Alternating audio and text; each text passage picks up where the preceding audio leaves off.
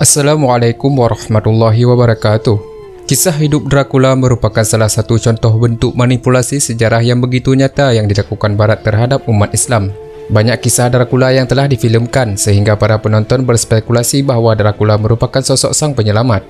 Dalam buku karya Hiptia yang berjudul Dracula Pembantai Umat Islam dalam Perang Salib, menjelaskan bahawa Dracula berketurunan Vlad Dracul. Dalam buku tersebut juga menjelaskan Dracula dilahirkan ketika peperangan antara kerajaan Turki Utsmaniyah sebagai wakil dari pihak umat Islam dan kerajaan Hungari sebagai wakil dari pihak umat Kristen. Puncak peperangan ini terjadi ketika jatuhnya Konstantinopel ke tangan Khilafah Utsmaniyah.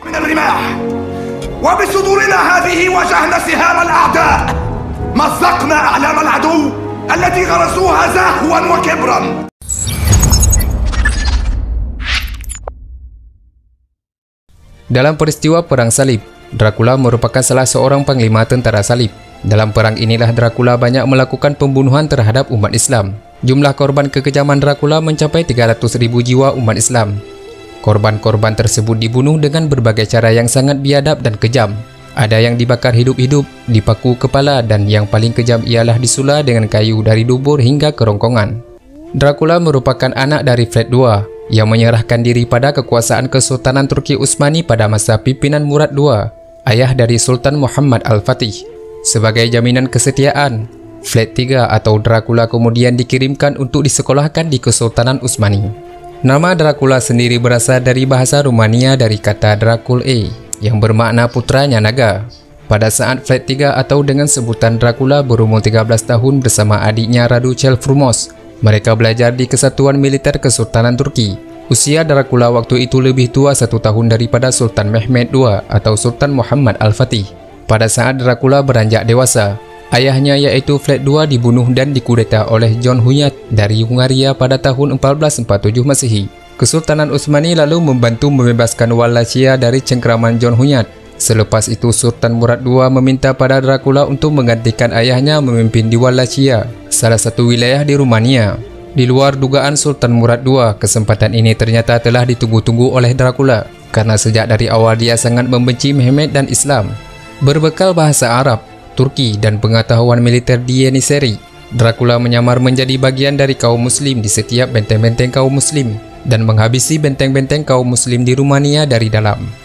Pada tahun 1453, Sultan Mehmed II yang bergelar Al-Fatih setelah berhasil menaklukkan Konstantinopel, mengutus beberapa utusannya untuk memastikan semua hal baik-baik saja di Wallachia.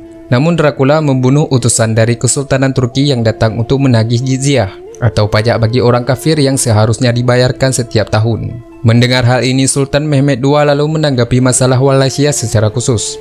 Pada tahun 1461, Sultan Mehmed II memerintahkan panglimanya Hamzah Bey membawa 1000 pasukan untuk menangkap Dracula dan mengembalikan kestabilan di wilayah Wallachia. Dracula menggunakan kemampuannya apa-apa yang telah dia pelajari di militer Kesultanan Turki.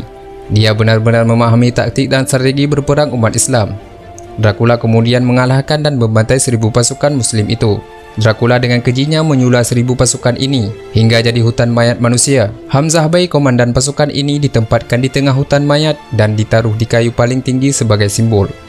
Mendapati berita semacam ini, Sultan Mehmed II lalu menugaskan Radu Frumos, adik dari Dracula, untuk memimpin 10.000 pasukan guna menghentikan Dracula. Karena mengingat Radu Frumos pemimpin terbaik dalam berperang dan juga telah lama memeluk Islam. Pertempuran pun terjadi di area yang dipenuhi dengan hutan dan berbukit. Area ini disebut juga sebagai Catetia Fenori yang menjadi benteng pertahanan pasukan Dracula. Pertempuran ini terjadi pada tahun 1462. Puncaknya terjadi pada malam hari yang dikenal dengan sebutan The Night Attack. Di pertempuran inilah Dracula mengalami kekalahan dan berlari meminta perlindungan pada John Hunyad, Raja Hungaria. Namun Dracula dan Raja Hungaria berhasil dibunuh dalam pertempuran selanjutnya oleh pasukan Sultan Mehmed. Meski Dracula telah terbunuh di tangan pasukan Sultan Mehmed, warisan Dracula tetap kekal bagi dunia barat.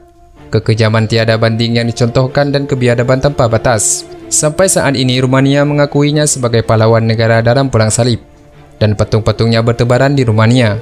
Bagi kaum muslim, Dracula adalah simbol kekejaman musuh kemanusiaan, penusuk manusia dan penghisap darah. Namun saat ini konsep Dracula, vampir, dibuat dan dibungkus dengan bagus hingga memikat umat muslim dan melupakan wajah aslinya.